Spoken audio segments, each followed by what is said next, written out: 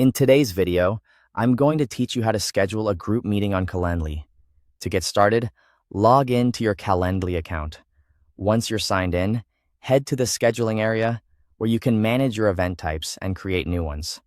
From there, click the Create button to begin setting up your meeting. Calendly will show you different event type options, and for this tutorial, you'll want to choose Group Event. This option is designed for situations where multiple people can book the same time slot, which makes it ideal for team sessions, webinars, training calls, or any meeting with shared attendance. Next, enter a name for your group meeting. Choose something clear and specific so participants immediately understand what the event is for. After naming the event, set the meeting location. Calendly gives you several options here, including Google Meet, Zoom, Microsoft Teams, or even an in-person location. Pick the one that best fits how you want to host the meeting. Once the location is set, choose the meeting duration. Think about how much time attendees will realistically need, and try to keep it consistent with the purpose of the session. After that, set your availability for the event. This is where you define when people are allowed to book the group meeting, so make sure the time windows reflect when you're actually available to host.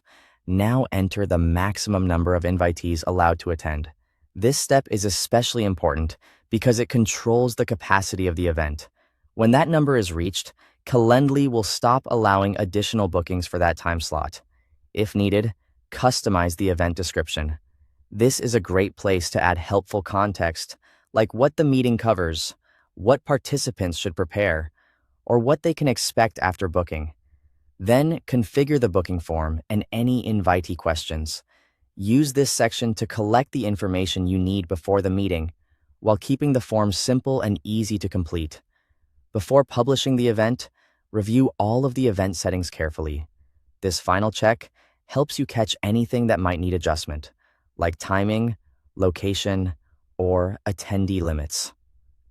When everything looks good, click Create or Save and Close.